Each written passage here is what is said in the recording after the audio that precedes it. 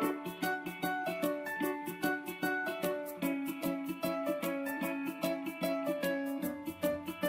बच्चों, मैं डॉक्टर राजकुमारी शर्मा आज आपके सामने हिंदी भाषा और संप्रेषण पर विचार विमर्श करूंगी।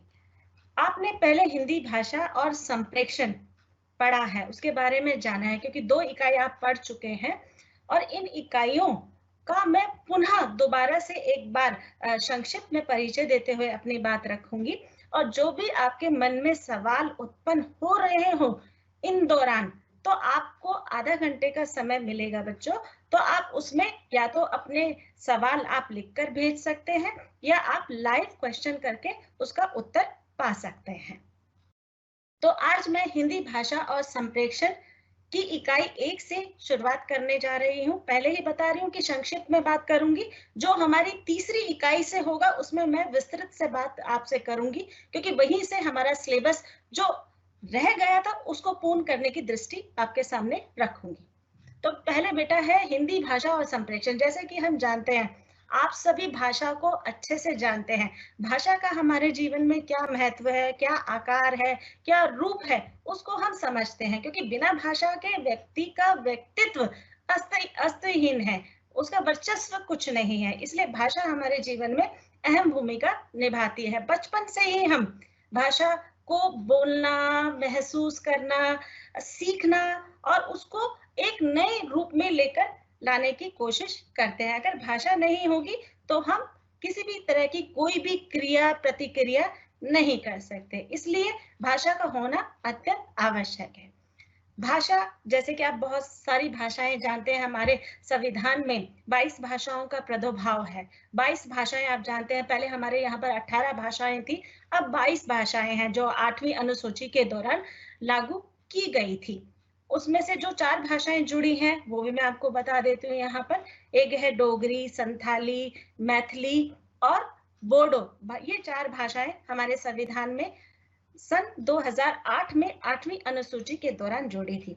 और भाषा में हम 343 से लेकर 351, क्योंकि आप पॉलिटिकल साइंस के बच्चे हैं तो आपने भाषा का रूप स्वरूप भी जाना होगा कि भाषा ने किस तरह से अपना समृद्ध विकास किया है। और 343 से लेकर 351 के अनुच्छेद में हिंदी भाषा के रूप स्वरूप की बात की गई है कि किस तरह से उनसे मान्यता प्राप्त है या नहीं, और मान्यता प्राप्त करने के बाद भी उसे वो वर्चस्व, वो पहचान नहीं मिल पाई है जो आज भी हम उसके लिए मतलब एक तरह से तरसते हुए दिखाई देते हैं। जैसे कि हम बात करें राष्ट्रभाषा की, आप सभी जानते हैं कि राष्ट्रभाषा को अभी तक मान्यता प्राप्त नहीं हुई है। हमने अपने समतुल्य उसे मान लिया है। राष्ट्रभाषा है, राजभाषा है, मानक भाषा है, संपर्क भाषा है, स्वभाषा है, इतने प्रकार की भाषा हमारे यहाँ पर विद्यमान है। तो आपने अपनी अपनी क्लासों में इसके बारे में सुना होगा, जाना होगा और उसे महसूस किया होगा। अब हम बात करते हैं संप्रेषण की। जैसा कि हम जानते हैं कि हम संप्रेषण के बिना हम रह नहीं सकते, क्योंकि संप्रेषण हमारा परस्पर बातचीत का एक रूप है, वार्तालाप है।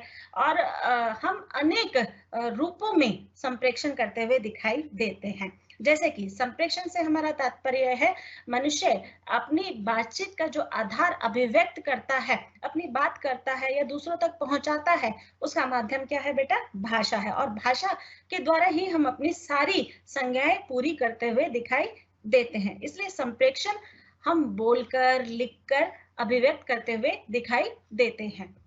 जैसे कि मैं दूसरी इसमें प्रेजेंटेशन में आपको दिखाना चाह रही हूँ कि संप्रेषण की अवधारणा, स्वरूप और सिद्धांत आपने पढ़ा होगा। ये 3 आधारों पर व्यक्त किया गया है। पहला है ध्वनि के माध्यम से अपनी बात कहना है। जैसे कि आप जानते हैं, आपने बचपन से इस तरह की क्रिया प्रतिक्रिया की होगी कि बच्चा जैसे ही जन्म लेता है तब से ही ध्वनियां निकालना उत्पन्न करता है, और उन ध्वनियों के द्वारा ही वह अपने शब्द को, वाक्य को और उसके द्वारा अपनी अभिव्यक्ति को व्यक्त करते हुए दिखाई देता है।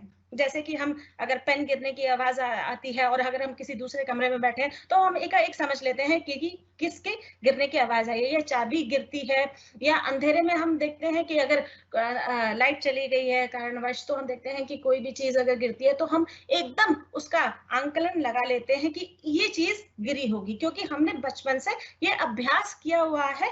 ध्वनियों का, संकेतों का, हाव भाव को हम अच्छे से जानते पहचानते हुए दिखाई देते हैं। तो कई बार जब हम मौन रहकर भी अपनी बात कहते हैं, आंखों के माध्यम से, अपने चेहरे के माध्यम से, तो हम अनेक संकेतों को प्रकट करते हुए दिखाई देते हैं। दूसरा है इसमें बेटा, दो व्यक्तियों के बीच में हुई बातचीत। कहने का तात्पर्य है जब एक व्यक्ति, जैसे कि अब मैं उदाहरण देना चाहूंगी आपको कि मैं यहाँ पर बोल रही हूँ, तो आप लोग सब सुन रहे हैं, तो उस सुनने का जो क्रम है वो श्रोता की भूमिका निभाता है, और जो मैं बोल रही हूँ मैं वक्ता की भूमिका निभा रही हूँ। कहने का तात्पर्य है मुख्य और गौण प्रक्रिया साथ में चलती हुई दिखाई देती है संप्रेषण के रूप में। तो जब हम संप्रेषण करते हैं तो हम उसमें अपने ज्ञान, अपने विचार और अपने अपने अनुभव के आधार पर अपनी बात कहते और सुनते हुए दिखाई देते हैं। यही संप्रेषण का आधार है। केवल भावा अभिव्यक्ति ही महत्व नहीं रखती, विचारा अभिव्यक्ति भी और अनुभवा व्यक्ति भी बहुत ज्यादा महत्व रखती है संप्रेषण के रूप और सिद्धांत में अपनी भूमिका निभाते हुए। तीसरी इसमें बेटा स्लाइड है संप्रेषण का महत्व। जैसे कि मैंने बताया कि भाषा के स्तर पर हम संप्रेषण का महत्व स्थापित करते हुए दिखाई देते हैं, संप्रेषण के स्तर पर हम भाषा का महत्व स्थापित करते हुए दिखाई देते हैं, क्योंकि दोनों एक दूसरे के पूरक हैं। अगर एक के बिना दूसरे का पूर्ण होना असमर्थ है। तो हम देखते हैं कि संप्रेषण का महत्व हम 4-5 आधारों में व्यक्त कर रहे हैं। पहला संप्रेषण है, संप्रेषण मनुष्य के लिए उपयोगी है। आप जानते हैं कि हम एक समाज में रहते हैं, और समाज में हम रहते हैं तो हम एक दूसरे से बातचीत करते हैं, बातचीत करके अपने आधार, अपने विचार व्यक्त करते हुए दिखाई देते हैं। अगर आप देखिए, हम समाज में रहते हैं, अगर इस प्रक्रिया या प्रतिक्रिया को नहीं करते हैं तो कितनी दुविधा आ जाती है, कितने भ्रम उत्पन्न हो जाते हैं, क्योंकि कई बार हम बिन बोले भी कई चीजों को उत्पन्न करते हुए दिखाई देते हैं।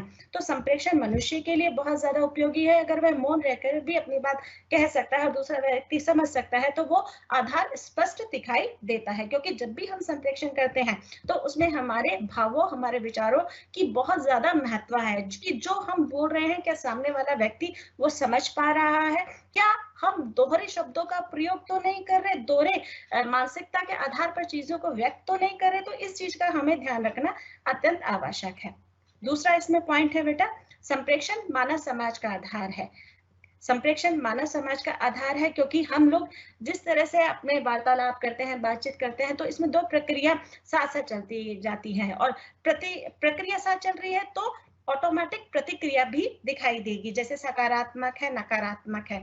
हम सकारात्मक भाव में देखते हैं कि हम अपनी बात को दूसरे व्यक्ति तक पहुंचाते हैं, तो जो सकारात्मक भाव हम उसे प्रस्तुत करने जा रहे हैं अपने शब्दों के माध्यम से, अपनी शब्दावली के माध्यम से, क्या वह सही रूप में जा रहा है, कहीं उसका अर्थ अनर्थ तो नहीं लेके जा रहे। क्योंकि हमें ऐसी भाषा का भी प्रयोग करना है बच्चे कि जो सरल हो, सहज हो, स्पष्ट हो और दूसरा व्यक्ति सहज रूप से अपना सके। तो हमें ऐसी शब्दावली का प्रयोग करना चाहिए।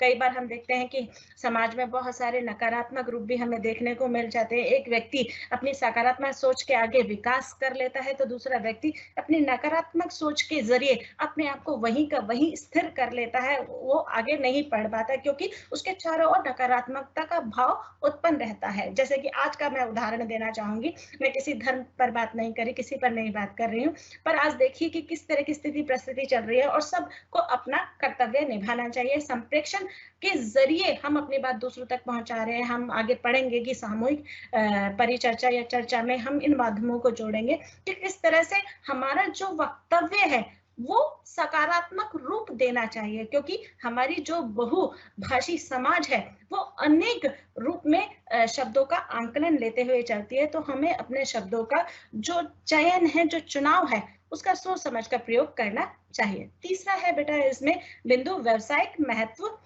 में भी इसकी उपयोगिता है। कहने का तात्पर्य है जैसे कि हमने व्यावसायिक पत्र पढ़े होंगे, या व्यावसायिकता या व्यापारिकता या व्यापारिक आधार पर हम अपनी अभिव्यक्ति व्यक्त करते हुए दिखाई देते हैं।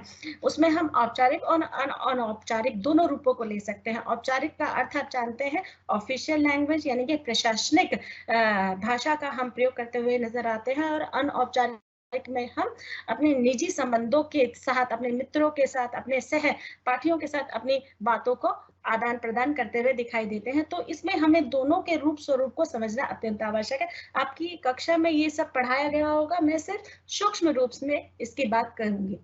चौथा है इसमें बेटा मानवीय संबंधों में भी संप्रेषण का महत्व।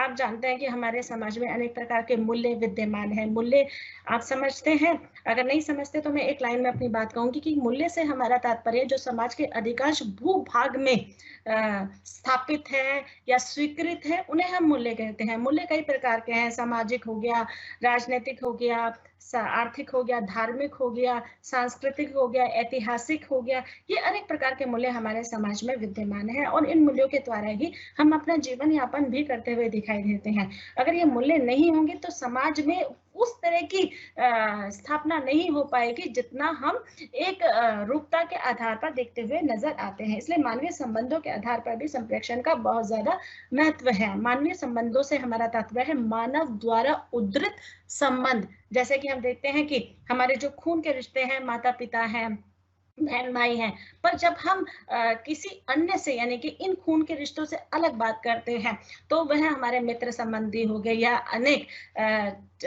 रूप में हो गए, तो उसे हम मानवीय संबंधों के आधार पर अभिव्यक्त करते हुए दिखाई देते हैं। तो वहां पर भी हमें अपनी शब्दावली का महत्वपूर्ण ध्यान रखना होगा कि हम जिस प्रकार की शब्दावली का चयन कर रहे हैं, क्या सामने वाला व्यक्ति वो समझने में सक्षम है? अगर सक्षम नहीं है तो उसी के आधार पर उस शब्दावली का प्रयोग करना अत्यंत आवश्यक है। अगला पॉइंट है बेटा बाह्य संपर्कों में भी इसकी महत्ता दिखाई देती है। जहां हम देखते हैं कि हमारे आंतरिक स्तर पर इन संप्रेषण का महत्व है, वहीं हम बाह्य स्तर पर भी, जैसे मैंने आपको बताया कि व्यापारिक संगठन है या व्यावसायिक संगठन है, तो उसमें भी इसकी महत्ता को ज्ञापित करते हुए दिखाई देते हैं। अगली स्लाइड है बेटा संप्रेषण की प्रक्रिया। जैसे कि हम जानते हैं कि हम संप्रेषण की बात कर रहे हैं और साथ साथ उसमें भाषा अपने आप आ गई है और भाषा के बिना जैसे उसका रूप या उसकी चर्चा नहीं कर सकते हैं, तो उसका महत्व अत्यंत आवश्यक है। संप्रेषण की प्रक्रिया को 5 आधारों पर व्यक्त किया गया है। पहला है प्रेषक। प्रेषक से हमारा तात्पर्य है वक्ता से है, व्यक्ति से है, जो अपनी बात किसी दूसरे व्यक्ति तक उसी अर्थ में पहुंचाने में लगातार प्रयासरत है। माध्यम से हमारा तात्पर्य भाषा हो गया, आपका तकनीक हो गया, कि वह जो भी हम माध्यम ले रहे हैं क्या वह सही रूप में अंकित किया गया है, उसका तकनीकी रूप ठीक है। संदेश, जैसे कि हम किसी व्यक्ति को अपने बहुत कम वक्त में उस तक संदेश पहुंचाना चाहते हैं, तो क्या वो संदेश उस तक पहुंच जाए, इस तरह की हमें प्रक्रिया तैयार करनी होगी। और संदेश को लिखते समय हमें भाषा संबंधी जो अशुद्धियां हैं उनका भी ध्यान रखना होगा और तकनीकी संबंधी जरूरतों का भी ध्यान रखना होगा संदेश को पारित करते समय। प्रापक से हमारा तात्पर्य है बेटा कि प्राप्त करने वाला, कि जो प्रेषक ने संदेश दिया है, जिस माध्यम से दिया है, जिस उत्पत्ति से प्रक्रिया से दिया है, क्या वो प्रापक को उसी रूप में प्राप्त हो रहा है या नहीं हो रहा, तो इसका भी हमें ध्यान रखना होगा। प्रतिक्रिया से हमारा तात्पर्य है कि हम देखते हैं, आपको आसान शब्दों में समझाने की कोशिश करती हूँ कि जब भी हम किसी आजकल तो नहीं संभव हो पा रहा कि हम रेस्टोरेंट में जाते हैं या किसी ब्रांडेड शॉप में जाते हैं, तो हम देखते हैं कि हम वहां पर किसी चीज को लेते हैं तो सामने वाला जो सेल्समैन है वो कहता है कि भाई आप अपनी प्रतिक्रिया भी दीजिए, है ना। रेस्टोरेंट में तो संभवतः हो सकता है कि आपने खाना खाया है तो आप उसके अच्छे और बुरे रूप को वहां पर प्रतिपादित करते हुए नजर आते हैं, पर जब आप पहली बार किसी ब्रांडेड शॉप में जा रहे हैं और ब्रांडेड चीजों का आप प्रयोग कर रहे हैं तो उसमें आपको थोड़ा सा वक्त चाहिए कि आप उसमें अपनी प्रतिक्रिया कैसे दें। यानी कि क्रिया हुई है, प्रेषक की क्रिया हुई है तो प्रतिक्रिया होना संभव है। अगर आप क्रिया नहीं कर रहे हैं तो प्रतिक्रिया भी संभव नहीं है। इसलिए जब भी आप किसी संदेश को, किसी संप्रेषण को किसी दूसरे तक पहुंचाते हैं तो इन प्रावधानों से गुजरना अत्यंत आवश्यक है। अगर इन प्रावधानों से आप नहीं गुजरते तो वो संदेश की महत्ता को थोड़ा सा सीमित या सिमट कर रह जाता है। तो हमें इन चीजों का ध्यान भी देना अत्यंत आवश्यक है कि संप्रेषण की प्रक्रिया में ये पांचों रूप अपने आप में एक अहम भूमिका निभाते हुए नजर आते हैं।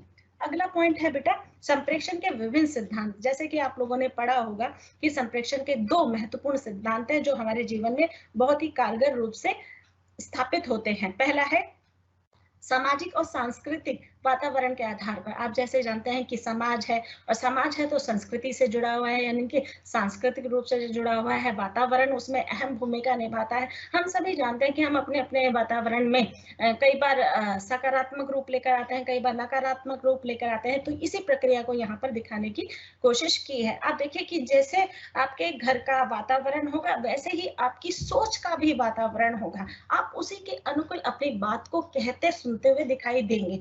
जैसे कि मैं एक उदाहरण देना चाहूंगी कि आजकल हमारे समाज में आप देखिए, पहले त्योहारों का हमारे जीवन में कितना ज्यादा महत्व था, और त्योहारों को हम कितना बढ़ चढ़कर मनाने की कोशिश किया करते थे और एक पवित्र मन से मनाने की कोशिश किया करते थे। पर आज का समाज जिस तरह का हो गया है, बनावटी रूप में नए नए मुखौटे लगाकर समाज में लोग अपना चित्रण करते हुए दिखाई दे रहे हैं, तो उसमें त्योहारों का भी रूप स्वरूप स्थापित या समाहित हो गया है। आजकल त्योहार केवल दिखावे के रूप में किया जाता है, आंतरिक रूप से उसकी महत्ता कम होती हुई दिखाई दी है। इसमें मैंने आपको जो पॉइंट्स दिए हैं, जैसे अलग अलग धर्म को मानने वाले लोग अपनी विचारधारा के अनुसार अपनी अभिव्यक्ति को स्पष्ट करते हैं। जैसे इसमें साम्यवादी दृष्टिकोण है, यानी कि हम देख रहे हैं कुछ ऐसा समाज भी है जो केवल लोगों को दबाना चाहता है, लोगों की सोच को आगे नहीं बढ़ाना चाहता, उसे शोषित करने के रूप में अपनी महत्ता को स्थापित करता है, शारीरिक रूप से भी और मानसिक रूप से भी। दूसरा, हम धर्म पर आधारित बात कर रहे हैं कि बौद्ध धर्म जैसे आपने हिंदी साहित्य का आदिकाल या भक्ति काल पढ़ा हो, तो उसमें हम देखेंगे कि किस तरह से इन दोनों कालों में मूलतः भक्ति काल में बौद्ध धर्म की स्थापना हुई है। और बौद्ध धर्म से हमारा तात्पर्य है प्राकृत भाषा से, प्राकृत भाषा से हमारा तात्पर्य है संपर्क भाषा। ये तीनों कड़ियां एक दूसरे से जुड़ी हुई हैं। संपर्क भाषा से यहाँ पर नाम आ गया तो मैं आपको बता देती हूँ, संपर्क भाषा से हमारा तात्पर्य है जोड़ने से है, कि व्यक्ति व्यक्ति से किस प्रकार से जुड़ सकता है, संपर्क उत्पन्न कर सकता है, संपर्क स्थापित कर सकता है, जो आजकल के उसमें आप कॉन्टैक्ट कहते हैं। उदारवादी दृष्टिकोण की व्यक्ति की उदारवादिता या उदारवादी दृष्टिकोण किस तरह से आगे सूक्ष्म होता चला गया। पहले में हम देख रहे थे कि संप्रेषण में हम देखते हैं कि अगर हम पहले लोगों की बात करें तो उनमें ईमानदारी, उनमें निष्ठा का रूप स्वरूप हमें दिखाई देता था, उदारपन दिखाई देता था। पर आज हमारे समाज में ये सब संकुचित होता चला जा रहा है, जिसके कारण मूल्यों का ह्रास भी हो रहा है। दूसरा बेटा, इसमें हम बात करेंगे विभिन्न विद्वानों द्वारा संप्रेषण की परिभाषा अपने अपने मतानुसार दी है। कहने का तात्पर्य है कि आप जानते हैं कि हमारे समाज में, हमारे साहित्य में अनेक विद्वानों ने शिरकत की है, और इन विद्वानों ने अपने मना अनुसार, अपनी स्थिति अनुसार, अपने वातावरण अनुसार चीजों को स्थापित करने की कोशिश की है। किसी ने संप्रेषण को हावो बहावों का विचारों माना है, किसी ने इसे एक व्यक्ति व दूसरे व्यक्ति से बातचीत का रूप स्वरूप स्थापित किया। इसी तरह से अलग अलग विद्वानों ने अलग अलग प्रक्रिया के द्वारा इसका रूप स्वरूप स्थापित किया गया है। अब इसमें हम बात करेंगे बेटा संप्रेषण में बाधाएं और आभाषिक संप्रेषण। कहने का तात्पर्य है क्योंकि हमारा केंद्र बिंदु, मुख्य बिंदु संप्रेषण ही है, तो संप्रेषण में मुख्यतः 3 स्तरों पर उत्पन्न समस्याएं हैं। पहला है बेटा मानवीय स्तर। जैसे कि हम जानते हैं कि मैंने मानवीय संबंध आपको बताए, तो मानवीय स्तर पर किस तरह से संबंधों को संप्रेषण के माध्यम से हम लोग अभिव्यक्त करते हुए दिखाई देते हैं। पहला है सामाजिक स्तर। सामाजिक स्तर में हम देखते हैं बेटा कि किस तरह से हम समाज के अनुकूल बात करते हुए दिखाई देते हैं, जैसे लिंग के आधार पर, आयु के आधार पर, आर्थिक के आधार पर, धार्मिक के आधार पर, वातावरण के अनुसार हम बात करते हुए दिखाई देते हैं। उसी तरह से हम संप्रेषण का रूप भी स्पष्ट करते हुए दिखाई देते हैं। जैसे कि हम देखें कि हर बच्चे या हर आयु के व्यक्ति के साथ एक जैसे बात नहीं की जा सकती, व्यक्ति व्यक्ति पर निर्भर करता है कि उससे किस तरह का वार्तालाप, किस तरह का संप्रेषण किया जाए। इसी तरह से लिंग पर हम बात करें तो पुरुष लिंग है, स्त्रीलिंग है, तो उसमें भी हम देखते हैं कि जब हम पुरुष से बात करते हैं तो एकदम कर्कश आवाज में करते हैं, और स्त्री से जैसे ही बात करते हैं थोड़ा विनम्रता का भाव हम उत्पन्न कर देते हैं, क्योंकि ये हमारी समाज की निष्ठा है कि हमको संप्रेषण का यानी कि व्यवहारिक रूप आना चाहिए कि हमें किससे किस तरह का व्यवहार करना है। आर्थिक रूप से आप देखिए कि आर्थिक रूप से हमारा समाज बहुत ही ज्यादा अभावपूर्ण है और इस आर्थिक अभाव के कारण कई बार कई लोग शोषित होते हुए भी दिखाई देते हैं। कई बार उस तरह का संप्रेषण करते हुए भी दिखाई देते हैं जहां पर उसकी महत्ता नहीं ज्ञापित होती। दूसरा है बेटा मनोवैज्ञानिक स्तर। मनोवैज्ञानिक स्तर से हमारा तात्पर्य है कि मानसिक आधार पर हम अपनी किस तरह से स्थिति परिस्थिति को ज्ञापित करते हुए दिखाई देते हैं। तीसरा है भौतिक। भौतिक से हमारा तात्पर्य है सुख सुविधाओं के आधार पर है कि व्यक्ति अपनी सुख सुविधाओं के आधार पर किस तरह का संप्रेषण करते हुए दिखाई देता है। जैसे कि आजकल जो जमाना है स्मार्टफोन का है, अगर आपके पास स्मार्टफोन नहीं है तो आपकी भौतिकता, आपकी जो क्या स्टैंडर्ड है वो नहीं चित्रित होता हुआ दिखाई देता। अगर आपके पास अच्छा फोन है तो आप उस कैटेगरी में आते हुए दिखाई देते हैं। और कहते हैं ना कि कपड़ों से या फिर इस तरह के चीजों से, भौतिक चीजों से आपका जो दिमाग है, जो आपकी मनोवैज्ञानिक छवि है या मानसिक छवि है, वो अनेक रूपों में उभर कर आती है। कई बार सकारात्मक रूप ले लेती है तो कई बार नकारात्मक रूप ले लेती है। दूसरा है कथ्य के स्तर पर, कि हम जानते हैं कि हम किस तरह से कथ्य के स्तर पर बात करने के लिए ज्ञापित हैं। जैसे संप्रेषण में हम देखते हैं कि मौखिक रूप से हम अपनी बात करते हुए दिखाई देते हैं, तो उसमें हम रूपरेखा, समायोजन, चीजों को व्यक्त करने की प्रक्रिया को भी आधार स्पष्ट करते हैं। ये आपके मैम ने अच्छे से समझाया होगा, मैं सिर्फ इसका संक्षिप्त रूप ही बता रही हूँ। माध्यम के स्तर पर हम देखते हैं कि हम कई बार सही से हम भाषा का प्रयोग नहीं कर पाते। कई बार भाषा संबंधी अशुद्धियां हमारे स्तर पर आ जाती हैं, तो हम कई बार उच्चारण में गलती कर जाते हैं, कई बार समझने में गलती कर जाते हैं, कई बार भाषा की शुद्धता को अर्थहीन रूप में ले जाते हैं और जो शब्द हम प्रकट कर रहे हैं उसका सही रूप में अर्थ नहीं ज्ञापित होता, तो उसमें भी माध्यम के स्तर पर अनेक प्रकार की चुनौतियां हमारे सामने आ जाती हैं। अगला पॉइंट है अभाषिक संप्रेषण। जैसे कि आप जानते हैं कि संप्रेषण 3 प्रकार का होता है। वैसे तो मुख्यतः 2 ही प्रकार का होता है, एक मौखिक और दूसरा लिखित। पर मौखिक संप्रेषण में भी अभाषिक संप्रेषण का महत्व है। मौखिक में ही इसका रूप स्वरूप छुपा हुआ है। जैसे सांकेतिक से हमारा तात्पर्य, हम संकेतों के माध्यम से अपनी बात का आदान प्रदान करते हुए दिखाई देते हैं। संकेतों के माध्यम से, जैसे कि आप आजकल व्हाट्सएप पे देखेंगे या फिर आपको कोई भी चीज पसंद आती है तो आप थंब का इम्प्रेशन, थंब का साइन दिखा देते हैं या फिर लाइक के रूप में दिखा देते हैं। तो इस तरह के संकेतों का रूप भी आजकल बहुत ज्यादा प्रचलन में है, पर पहले केवल हाव भाव के द्वारा ही हम इसकी ज्ञापित रूप प्रदर्शित करते हुए दिखाई देते थे। दूसरा है हाव भाव द्वारा अभिव्यक्ति को आभाषिक संप्रेषण कहते हैं, कि आप हाथों के माध्यम से, अपनी आंखों के माध्यम से, क्रोध जब आता है तो हम मौन में भी अपनी बात कह जाते हैं, और अगर हम गुस्सा है तो हम चेहरे को डाउन करके और अपनी अलग अलग अभिव्यक्तियों से सामने वाले को ये ज्ञापित कराते हैं, ये दर्शाते हैं कि आज हम आपसे बात करने नहीं चाहते हैं या आपसे गुस्सा है, तो इस तरह की प्रतिक्रिया करते हुए हम दिखाई देते हैं। अगला है बेटा इसमें संप्रेषण के प्रकार। कहने का तात्पर्य है कि अब इसमें संप्रेषण के प्रकार क्या है। वो जो बात कर रहे थे मौखिक और लिखित संप्रेषण, तो उसमें हम मौखिक संप्रेषण से हमारा तात्पर्य है कि वार्तालाप से है, हमारा बातचीत से है, कि जिस तरह से हम वाद विवाद करते हैं तो वो भी एक तरह का मौखिक संप्रेषण ही है। जो मुख से बोला जाए वह मौखिक संप्रेषण है। इसमें हम समय की बाध्यता को नहीं देखते हैं, अगर सीमा ना हो तो समय की बाध्यता को नहीं देखते हैं, और विषय पर अपनी क्या कहते हैं, लोकतंत्रीय रूप से अपनी बात को कहते सुनते नजर आते हैं। दूसरा है लिखित संप्रेषण। लिखित संप्रेषण से हमारा तात्पर्य है जो हमें तथ्य तर्क लिखित रूप में प्राप्त होते हैं, यानी कि स्थायी होते हैं, उन्हें हम जब मर्जी देख सकते हैं, पढ़ सकते हैं, वो हमारी स्मृति में रह जाते हैं कि तुरंत हम उसका ध्यान करके उसे देख लेते हैं, तो उसे हम लिखित संप्रेषण कहते हैं। जैसे आपकी किताबें हो गई, आपके इंटरनेट पर सामग्री जो उपलब्ध है उसे हम लिखित रूप में कहते हैं, कि हम किसी भी विषय को अगर चर्चा करें तो उसका रूप स्वरूप हम तथ्य, आंकड़ों और सत्य पर आधारित यानी प्रासंगिक रूप से हम उसकी अभिव्यक्ति दे सकते हैं। दूसरा इसमें है बेटा वैयक्तिक और सामाजिक संप्रेषण।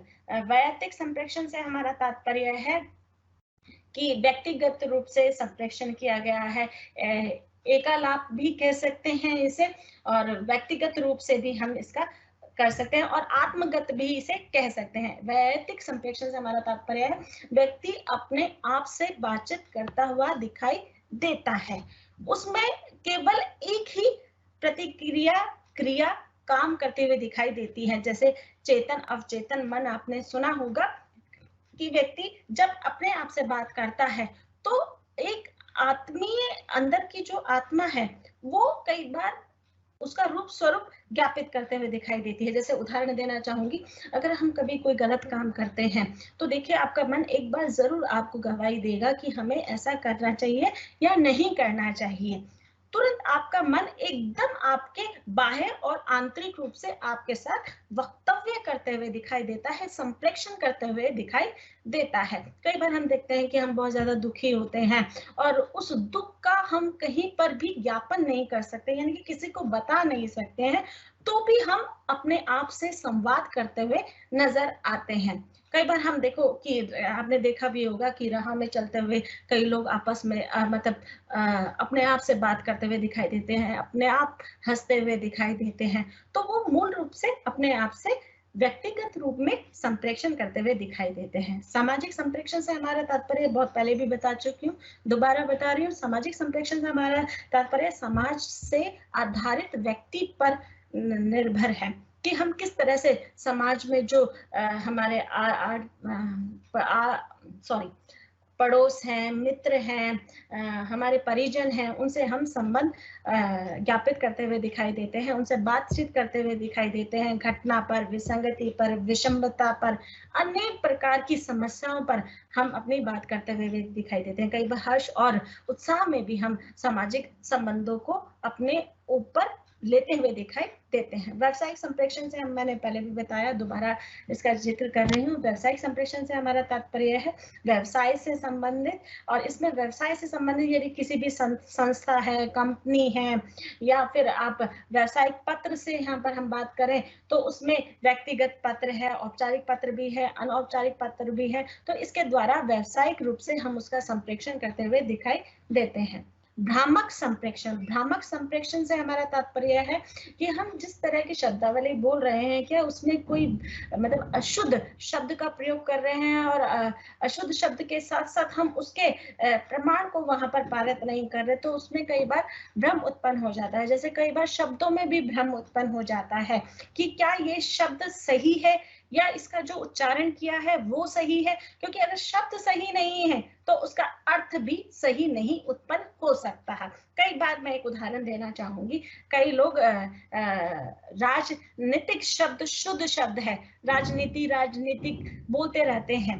राजनैतिक शब्द कुछ नहीं है, राजनीतिक शब्द होता है, और ये मूल रूप से मानक शब्द है। आप कहेंगे मानक शब्द क्या है? मानक शब्द से हमारा तात्पर्य है स्टैंडर्ड भाषा से है। स्टैंडर्ड भाषा से हमारा तात्पर्य है शिष्ट भाषा से है, जो पढ़े लिखे समाज द्वारा ज्ञापित की जाती है, उसे हम मानक भाषा कहते हैं। केंद्रीय हिंदी निर्देशालय द्वारा शब्दों के सही रूप का ज्ञापन भी दिखाया गया है कि हम किस तरह से शब्दों का सही रूप ज्ञापित करते हुए दिखाई देते हैं। जैसे शब्द है चिन्ह, अब कई लोग इसकी जो लिखते समय अशुद्धि उत्पन्न कर जाते हैं, कई बार बोलते समय अशुद्धि उत्पन्न कर जाते हैं, तो उसमें हम जिस तरह की अशुद्धि उत्पन्न कर रहे हैं उसका अर्थ भी उसी तरह से अर्थहीन होते हुए दिखाई देता है। अगला है संप्रेषण में चुनौती और संभावनाएं। जैसे कि हम देख रहे हैं कि संप्रेषण में अनेक प्रकार की व्यवस्थित क्रमबद्ध रूपरेखा है, तो उसमें अनेक प्रकार की चुनौतियां भी हैं और अनेक प्रकार की संभावनाएं भी उत्पन्न होती हैं। ये आप विस्तृत में अपनी किताब में से पढ़ लीजिएगा और आपकी मैम ने भी इसे बता दिया गया होगा।